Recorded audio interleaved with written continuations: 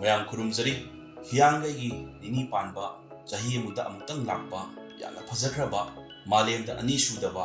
ꯑꯩꯈꯣꯏꯒꯤ ꯑꯣꯏꯕ ꯅꯤꯉꯣꯜ ꯆꯥꯛꯀꯧꯕꯅ ꯂꯥꯛꯄꯁꯤꯗ ꯃꯍꯦꯁꯣꯔ ꯊꯣꯡꯅꯥꯎꯖꯝꯅ ꯃꯅꯤꯄꯨꯔ ꯃꯅꯨꯡꯗ ꯂꯩꯔꯤꯕ ꯑꯃꯁꯨꯡ ꯃꯅꯤꯄꯨꯔ ꯃꯄꯥꯟꯗ ꯂꯩꯔꯤꯕ ꯅꯤꯉꯣꯜꯁꯤꯡꯗ ꯌꯥꯏꯐ ꯄꯥꯎꯖꯦꯜ ꯄꯤꯖꯔꯤ ꯅꯤꯉꯣꯜ ꯆꯥꯛꯀꯧꯕꯅ ꯂꯥꯛꯄꯁꯤꯗ ꯅꯤꯉꯣꯜꯁꯤꯡꯒ ꯃꯃꯥ ꯃꯄꯥꯁꯤꯡꯒ ꯃꯕꯨꯡ ꯃꯧꯄ꯭ꯋꯥꯁꯤꯡꯒ ꯅꯨꯡꯒꯤ ꯑꯣꯏꯕ ꯅꯨꯡꯁꯤꯅꯕꯒꯤ ꯃꯔꯤꯁꯦ ꯆꯍꯤ ꯈꯨꯗꯤꯡ ꯂꯥꯛꯄꯁꯤꯗ ꯍꯦꯟꯅ ꯆꯦꯛꯁꯤꯟꯕ ꯑꯣꯏꯔꯁꯅꯨ ꯏꯁꯥꯒꯤ ꯏꯔꯝꯗꯝꯒꯤ ꯑꯣꯏꯕ ꯄꯣꯠꯊꯣꯛꯅ ꯅꯤꯉꯣꯜ ꯆꯥꯛꯀꯧꯕꯒꯤ ꯈꯨꯗꯣꯜ ꯇꯝꯕꯒꯤ ꯆꯠꯅꯕꯤ ꯂꯩꯍꯟꯅꯤꯡꯉꯤ ꯏꯔꯝꯗꯝꯁꯤ ꯉꯝꯈꯩ ꯉꯥꯛꯅꯕ ꯍꯣꯠꯅꯕꯗ ꯏꯔꯝꯗꯝꯁꯤ ꯀꯟꯅꯕ ꯍꯣꯠꯅꯕꯗ ꯏꯔꯝꯗꯝꯁꯤ ꯆꯥꯎꯈꯠꯅꯕ ꯍꯣꯠꯅꯕꯗ ꯅꯤꯉꯣꯜꯁꯤꯡꯒꯤ ꯑꯆꯧꯕ ꯊꯧꯗꯥꯡ ꯂꯩꯔꯤ ꯑꯗꯨꯅ ꯍꯟꯗꯛꯀꯤ ꯅꯤꯉꯣꯜ ꯆꯥꯛꯀꯧꯕ ꯅꯨꯃꯤꯠꯁꯤꯗꯒꯤ ꯍꯦꯟꯅ ꯃꯅꯤꯄꯨꯔꯤ ꯅꯤꯉꯣꯜꯁꯤꯡꯅ ꯃꯄꯥꯟꯗ ꯂꯩꯔꯤꯕ ꯑꯃꯁꯨꯡ ꯃꯅꯤꯄꯨꯔꯗ ꯂꯩꯔꯤꯕ ꯅꯤꯉꯣꯜꯁꯤꯡꯅ ꯍꯥꯟꯅ ꯂꯩꯔꯝꯕ ꯊꯧꯅꯥꯗꯒꯤ ꯍꯦꯟꯅ ꯊꯧꯅꯥ ꯂꯩꯕꯤꯗꯨꯅ ꯏꯔꯝꯗꯝ ꯀꯟꯕꯗ ꯏꯔꯝꯗꯝ ꯆꯥꯎꯈꯠꯅꯕ ꯍꯣꯠꯅꯕꯗ ꯍꯦꯟꯅ ꯊꯧꯗꯥꯡ ꯑꯆꯧꯕ ꯂꯧꯕꯤꯌꯨ haiduna ꯍꯥꯏꯖꯔꯤ ꯑꯗꯨꯅ ꯍꯟꯗꯛꯀꯤ ꯅꯤꯉꯣꯜ ꯆꯥꯛꯀꯧꯕ ꯅꯨꯃꯤꯠꯁꯤꯗꯒꯤ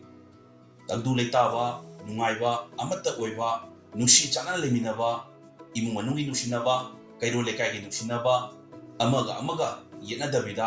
ꯅꯨꯡꯁꯤ ꯆꯥꯟꯅꯅ ꯑꯃꯒꯤ ꯃꯔꯤꯁꯦ ꯍꯦꯟꯅ ꯐꯒꯠꯇꯨꯅ ꯂꯩꯔꯝꯕ ꯅꯨꯡꯉꯥꯏꯅꯗꯕ ꯈꯨꯗꯤꯡꯃꯛ ꯀꯥꯎꯊꯣꯛꯇꯨꯅ ꯁꯤ ꯅꯨꯃꯤꯠꯁꯤꯗꯒꯤ ꯅꯨꯡꯉꯥꯏꯅꯗꯕ ꯂꯣꯏꯅ ꯊꯥꯗꯣꯛꯅꯈ꯭ꯔꯒ ꯍꯦꯟꯅ ꯅꯨꯡꯁꯤꯅꯕ ꯑꯗꯨꯒ ꯏꯃꯨꯡ ꯃꯅꯨꯡꯒꯤ ꯃꯔꯤꯗ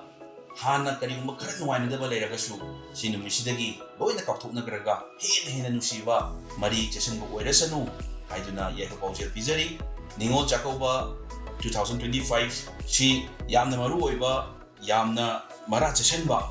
ꯅꯤꯉꯣꯜ ꯆꯥꯛꯀꯧꯕ ꯑꯃ ꯑꯣꯏꯔꯁꯅꯨ ꯍꯥꯏꯗꯨꯅ ꯃꯍꯦꯁꯣꯔ ꯊꯣꯡꯅꯥꯎꯖꯝꯅ ꯑꯃꯨꯛꯀ ꯍꯟꯅ ꯌꯥꯏꯐ ꯄꯥꯎꯖꯦꯜ ꯄꯤꯖꯔꯤ wish all the Ningols in Manipur or outside Manipur a very happy Ningol Chakouba 2025. Thank you so much.